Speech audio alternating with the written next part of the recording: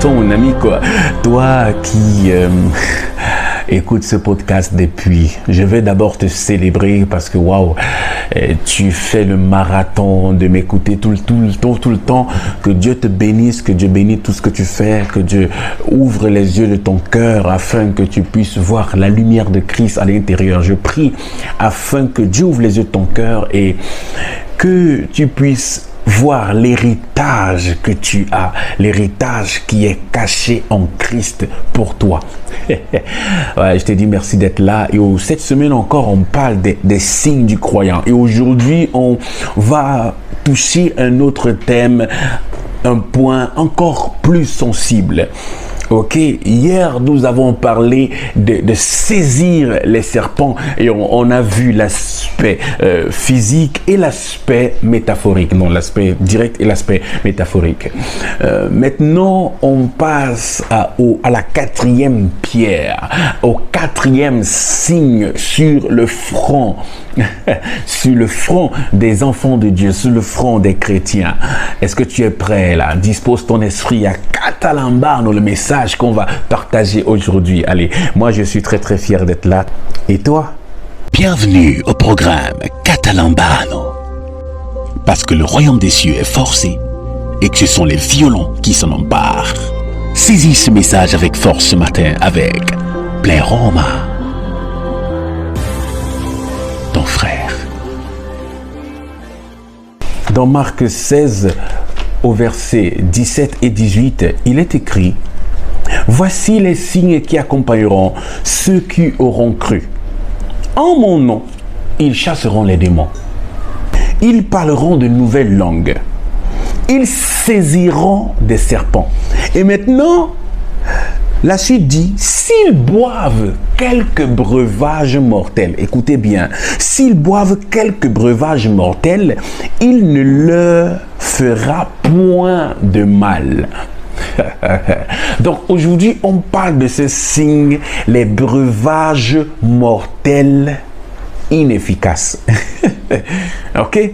Aujourd'hui, c'est les breuvages mortels inefficaces. Donc je veux dire, c'est pas efficace pour tuer un homme. Ok? Je veux même dire immuniser des breuvages mortels. Exactement. Je crois que c'est ça le véritable thème. En fait, nous sommes immunisés des breuvages mortels. Regardez, la parole est claire et elle est vraie.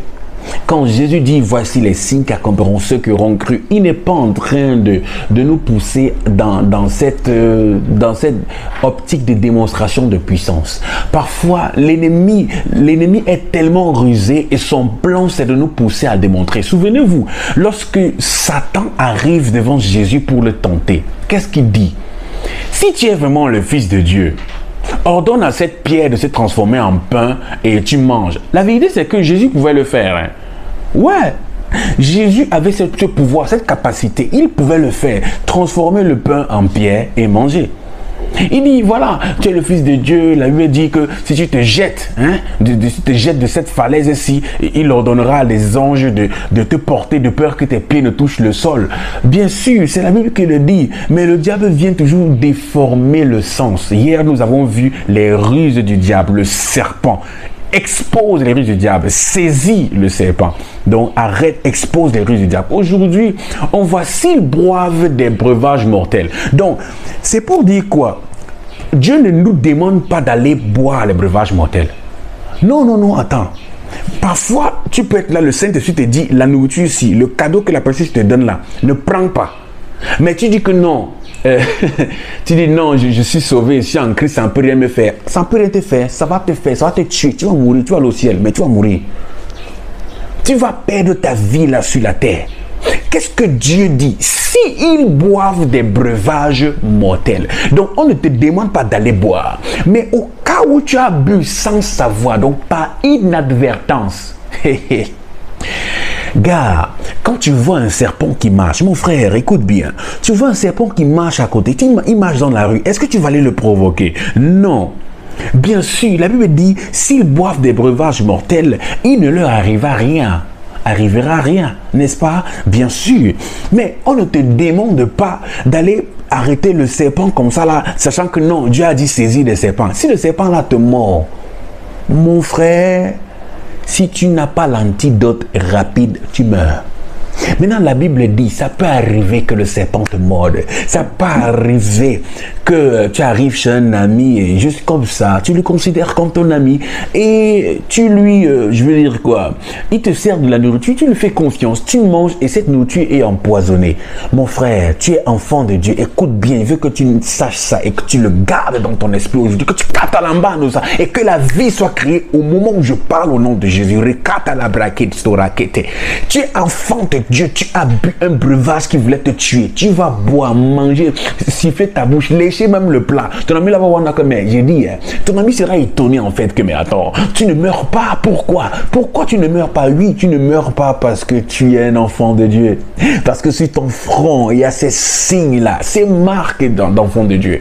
Oh mon Dieu, j'ai beaucoup de témoignages dans ce sens, beaucoup de témoignages. Combien de fois on s'empoisonne chaque jour sans savoir. Et quand le Saint-Esprit nous rappelle que on a l'habitude de manger telle chose, c'est pas bien. Et qu'on tombe sur la science que ça dit, chaque jour je mange ça sans savoir. Et Dieu me garde. Mais maintenant, comme tu sais que c'est une mauvaise chose, ne prends plus parce que tu es déjà conscient. Quand ta conscience est déjà éveillée à ça, évite.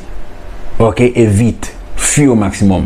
Autre chose, j'ai un autre témoignage comme ça d'un papa qui était dans le champ. Il coupait et tout. Le serpent l'a mordu là. Il n'y avait personne à côté de lui. Il était au champ. Il émondait ses arbres et tout, ses arbres fruitiers. Le serpent l'a mordu. Et là, poussé par l'esprit, là, il m'a dit que le serpent me mord. Je dois rentrer en vie. Je déclare au nom de Jésus, comme le serpent, le venin l'a entré, c'est comme ça qu'il va sortir. Il est marché, il est rentré chez lui. Il a ressenti 2 ou 3 faiblesses encore. Il sentait son corps était un peu faible, mais il a dit au nom de Jésus, le venin ne peut pas le tuer. C'est un enfant de Dieu, c'est un papa enfant de Dieu. Et il a marché, il est rentré chez lui. Il n'y avait pas d'hôpital à côté. Oui, bien sûr, quand le serpent te mord, premier réflexe, tu vas à l'hôpital, non? On va à l'hôpital, bien sûr, mais en tant qu'enfant de Dieu, en principe, notre premier réflexe doit être la prière. Je ne suis pas fanatique, je ne dis pas qu'il ne faut pas aller à l'hôpital. Écoutez bien mon message. Je ne dis pas qu'il ne faut pas aller à l'hôpital quand tu es malade. Mais je dis la maladie n'a pas le droit d'être dans le corps d'un enfant de Dieu. Un corps étranger n'a pas besoin d'être n'a pas le droit d'être dans le corps d'un enfant de Dieu. Quand quelque chose ne va pas, bien sûr, tu vas à l'hôpital, mais le premier réflexe, c'est la prière. La Bible déclare, voici les signes qu'accompagneront ceux qui auront cru. Tu es enfant de Dieu. Tu n'es pas pasteur, tu n'es pas évangéliste, tu n'es pas tout ça. Tu n'es pas une autorité dans l'église, mais tu es enfant de Dieu. C'est la première autorité que tu as sur le monde spirituel et sur le monde physique. Parce que tu es en Christ, caché dans les lieux célestes. La Bible le déclare. Nous sommes ressuscités ensemble avec lui et nous sommes assis avec lui à la droite du Père. Donc, en Christ, c'est aussi une position. Et notre position en Christ est une position d'autorité. Et nous avons l'autorité sur les serpents. Nous avons l'autorité sur les breuvages mortels, sur les scorpions. Toutes ces choses qui peuvent nous attaquer, nous avons l'autorité. Donc tu te lèves, même si c'est arrivé et que tu as bu quelque chose de mortel et que ton ami te dit que là où tu es là, tu vas bientôt mourir parce que tu as bu le poison. Tu dis à ton ami, je ne meurs pas. Tu déclares à ta bouche, je ne meurs pas parce que le poison ne peut pas me tuer. Tu déclares ça, c'est comme une prière. C'est au-dessus même d'une prière. Seigneur, pardon, délivre-moi. Non, tu ne dis pas que Seigneur, délivre-moi. Dieu t'a déjà donné le pouvoir. Je veux te dire ce matin, tu as le pouvoir. Ce matin, écoute, tu as le pouvoir. Tu déclares de ta bouche et tu dis, au nom de Jésus, je ne mourrai pas. Je ne peux pas mourir. Le poison que j'ai avalé ne peut pas me tuer. Donc si ton ami voulait te tuer, par exemple, dès que tu as fini de boire, il te dit que là où tu es là, tu vas mourir. Parce qu'il sait que tu as bu le poison, il n'y a plus rien. Donc il y a les poisons qu'on prend. Tu vas à l'hôpital, là, tu meurs en route. Tu déclares là, au nom de Jésus, je ne meurs pas. Le poison là sèche maintenant. Directement, le poison entend ta voix. D'ailleurs, même, tout ton organe, tes gènes, l'esprit de Dieu est en toi. Ok, l'Esprit de Dieu est en toi, le poison là te quitte. Le poison là ne fait rien. Et ton ami est étonné que mais qu'est-ce qui se passe? On a pris ces exemples-là. Allons un peu dans la Bible aussi maintenant. Regarde l'apôtre Paul. L'apôtre Paul, après tout ce qui s'est passé dans le chemin pour aller à Rome, à la mer, ils ont failli mourir, mais il a rassuré tous les autres que non, Dieu m'a dit on va pas mourir ici. On va pas tous mourir, on va peut-être perdre beaucoup de choses et tout, on va échouer le bateau à la côte, mais on va pas mourir. Et maintenant, quand ils arrivent donc à la côte sur cette île, pendant qu'ils sont là en train de se réchauffer, parce qu'ils sortent de l'eau, il fait froid, ils ont mis les feuilles, pendant qu'ils se réchauffent, pendant que l'apôtre Paul aidait donc à ramasser les bois, le serpent est sorti du bois, ça a mordu l'apôtre Paul à la main. Les gens qui étaient à côté ont commencé à dire que certainement cet homme-ci c'est un vrai meurtrier, parce que s'il n'a pas pu mourir à la mer et que elle arrive ici, le serpent le mord, ça veut dire que Dieu voulait vraiment à tout prix finir avec lui. Mais ils sont restés comme ça. L'apôtre Paul, qu'est-ce que l'apôtre Paul a fait? L'apôtre Paul n'a même pas prié. Il y a les niveaux de conscience où tu ne pries même pas. Écoute encore bien, je ne suis pas en train de dire de ne pas prier. J'ai dit le premier réflexe, avant tout, quand il y a un problème, tu es malade, va à l'hôpital. Mais avant tout, prie. Ça c'est un. Maintenant, je dis qu'il ne faut pas seulement aller à l'hôpital, qu'il faut prier. Je ne dis pas qu'il ne faut pas aller à l'hôpital, il faut prier, mais après il faut aller à l'hôpital. Mais maintenant, il y a des autres niveaux aussi de conscience que tu as. Plus tu grandis dans cette conscience de ton autorité, de la conscience de la vérité, de la parole de Dieu pour toi, il y a des moments où tu ne pries même plus. L'apôtre Paul a secoué sa main dans le feu. C'est tout ce qu'il a. La Bible dit qu'il n'a même pas parlé. La Bible dit qu'il a secoué sa main dans le feu. Et le serpent est tombé dans le feu, là, il a secoué sa main. Donc le serpent a mordu et s'est accroché sur sa main. Il a secoué sa main, le serpent est tombé dans le feu. Il a continué à être avec les autres, ils ont mangé, ils ont fait tout ce qu'ils ont fait. L'apôtre Paul n'est pas mort. Ils se sont demandé, mais qu'est-ce qui s'est passé? Il n'est pas mort, mon frère. L'apôtre Paul n'est pas mort. Il est en vie, il est allé à Rome parce que, regardez, il connaissait la prophétie qui était sur sa vie. Dieu lui avait dit, tu vas à Rome, je t'envoie à Rome. Mais c'est absurde que sur une île quelconque, le gars meure. Quelle est la parole que Dieu t'a dit? Quel est le plan de Dieu sur ta vie? Cherche ça, mon frère. Cherche ça. Qu'est-ce que Dieu te dit sur ta vie? Quel est son plan pour toi? Cherche ça. Mais il y a des choses, par exemple, que Dieu a fait avec moi. Dieu veut faire avec moi. L'année passée, beaucoup de personnes ont fait les rêves en 2022. Beaucoup de personnes ont fait les rêves. Joël, tu vas mourir. Moi-même, je sentais la mort à côté de moi. Mais je disais toujours, je ne meurs pas. Je ne vais pas mourir. Et je riais même souvent. Quelqu'un vient, il me raconte, hey, Joël, j'ai vu comment tu as fait, tu es mort. Je ris. Je dis que ce que tu as vu là, peut-être Dieu t'appelle à prier pour moi. Mais je ne peux pas mourir. Je ne peux pas mourir. Je ne priais même pas que Seigneur délivre-moi de la mort. Je ne priais pas. Je savais que je ne pouvais pas mourir. Pourquoi? Parce que Dieu m'a donné comme un agenda. J'ai un agenda que je dois tenir. Je n'ai même pas encore commencé. Comment je meurs maintenant? L'apôtre Paul savait qu'il partait à Rome. Comment il meurt sur l'île? Donc, quand tu es dans une situation comme ça, que tu connais la parole qui pèse sur ta vie, tu es conscient, tu bazardes les choses. Je n'ai pas demandé de saboter la prière. Écoute bien ce que j'ai dit. Ne pas faire les choses, après tu dis que c'est parce que Pléro m'a dit. Écoute bien la parole de l'Éternel. La Bible dit, tu es enfant de Dieu, ce signe est visible en toi. Ce signe doit être visible. Donc tu dois grandir dans la connaissance de ta position en Christ et la connaissance de ce qui parle sur ta vie, ce que Dieu attend de toi. Et face à ça, tu dis, mais attends, tu as un signe de croyant. Même si tu as bu ça, il n'y a rien. Rien ne peut t'arriver. Tu ne peux pas mourir maintenant au nom de Jésus. Moi, j'ai déjà eu les attaques terribles. Tu te lèves le matin, tu n'as envie de rien faire, ton corps pèse, tu es malade, tu sens une maladie, tu sens quelque chose qui monte à l'intérieur de toi. Mais tu dis que je ne peux pas, je ne suis pas malade, je suis guéri, tout va bien. Tout va bien, tout va bien. Les gens t'énervent, les gens t'appuient, les gens te querellent, les gens te provoquent pour que tu sois frappé dans ton âme. Parce que quand ton âme est touchée, c'est une porte ouverte pour l'ennemi. Mais tu dis dans ton cœur, tout va bien. Tu as des situations qui t'arrivent, le manque d'argent, les problèmes ici, problèmes là-bas, mais tu restes tranquille. Tu dis à ton âme, tout va bien. Et les choses là partent. Écoutez, Le mot ici, breuvage mortel, je veux qu'on comprenne ça. Quand Jésus dit, s'ils boivent des breuvages mortels, merci Saint-Esprit parce que tu me donnes de revenir là-dessus. Quand il dit, s'ils boivent quelques breuvages mortels, le terme bois ici, c'est pino. C'est pino en grec qui parle directement d'un liquide consommé. Donc il y a aussi deux sens. Premièrement, ça parle d'un liquide consommé, dans le sens réel, dans cette façon directe. Et maintenant, il peut aussi faire référence à la nourriture de l'âme. Oh, attention! Attention, c'est pour ça que la Bible dit que garde ton cœur plus que toute chose, car c'est de là que proviennent les sources de la vie. La nourriture de l'âme. Quand Jésus dit aux pharisiens et tout ça, qui jugeaient les gens sur le manger, le boire, il dit que attention, ce n'est pas ce qui entre, ce qui entre dans la bouche de l'homme qui souille, ce n'est pas ce qui entre qui souille l'homme, mais ce qui sort qui souille l'homme. Quand il dit ce qui sort, sorti de quoi? Ce n'est pas quand l'homme vomit que ça le souille, non. Il dit ce qui sort pendant qu'il parle.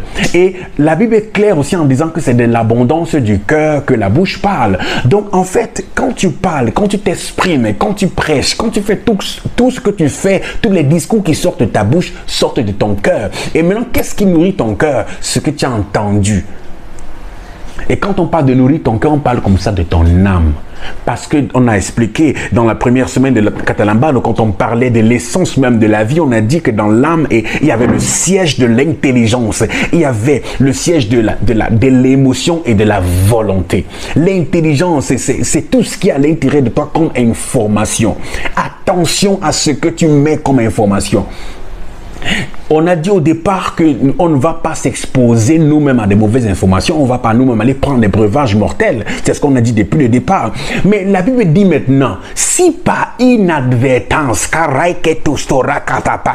si par inadvertance tu as été connecté à un faux message, à une fausse information, à une fausse eau qui veut venir à l'intérieur pour te polluer. Si par hasard tu as bu un poison, tu as écouté un poison, tu as été pollué, tu as été pollué, tu vois, par un message. En route, tu marches, tu écoutes une musique malsaine, ou tu passes en route, tu regardes une image malsaine. Une image malsaine, tu as vu à l'œil, cette image est malsaine, c'est entré dans ton œil. Pendant que nous qui avons des téléphones, que ce soit Android ou iPhone, pendant que tu es en train de surfer sur le net, juste sans savoir comme ça, tu peux cliquer sur quelque chose, ça ouvre des images malsaines et tes yeux ont vu, tu as été exposé à ça, tu as consommé, ton âme a bu ça. La Bible dit au nom de Jésus, en mon nom, s'ils boivent des breuvages mortels,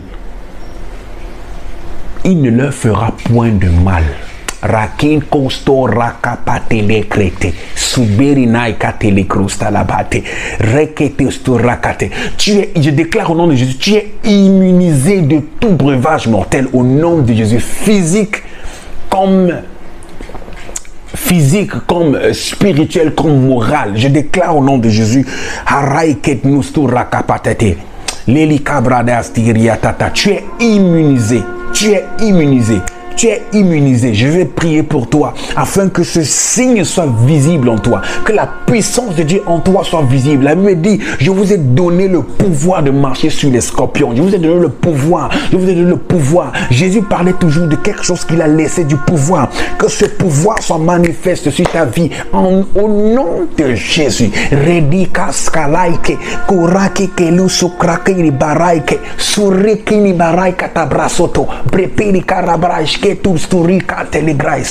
Maruka sarakapatele trete de ketete redudurikata la brapa tata raket ketete reket ket ruskata la brakus rikete.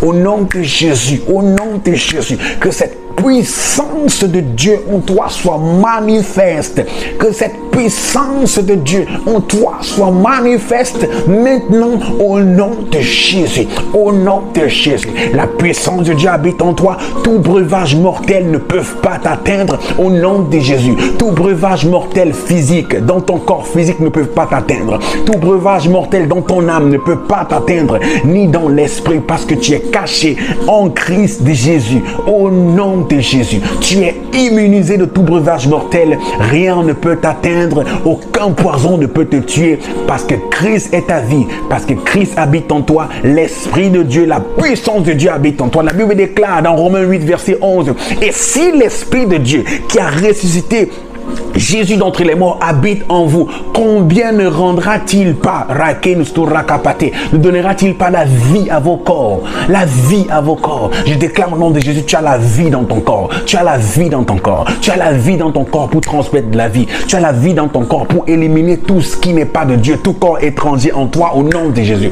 Que tout poison en toi te quitte maintenant. Je prie au nom de Jésus, afin que tout corps étranger en toi maintenant te quitte au nom puissant de Jésus. Bibro si karabade Kanderiko sirikabade soreke pete nustorikata la braque storikate et kistarakante de brostikete barikosta. Tu vois comme je transpire là au nom de Jésus. Tu transpires, tu as consommé un breuvage mortel, que dans ta transpiration que ça sorte au nom de Jésus, au nom de Jésus, que ça sorte de ton corps et que ça sorte de ton âme, soit renouvelé. La Bible déclare, ne vous conformez pas au siècle présent, mais soyez transformés par le renouvellement de l'intelligence, afin que vous décidiez ce qui est bon, agréable et parfait. Au nom de Jésus, ce qui est en toi, qui n'est pas de Dieu, la sémence du serpent en toi, toi dois quitter au nom de Jésus. Dois quitter au nom de Jésus. Dois quitter au nom de Jésus. Tu es libre. Tu es libre. Tu es immunisé de tout breuvage mortel. Au nom puissant de Jésus. Alléluia. Alléluia. Alléluia.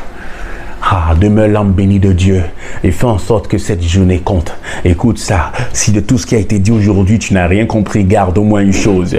Tu es immunisé de tout breuvage mortel dans ton corps, dans ton âme et dans ton esprit. La puissance de Dieu habite en toi au nom puissant de Jésus. J'ai été très content d'être là, très content de te servir ce matin. Je suis ton serviteur, je suis Pléroma, ton frère.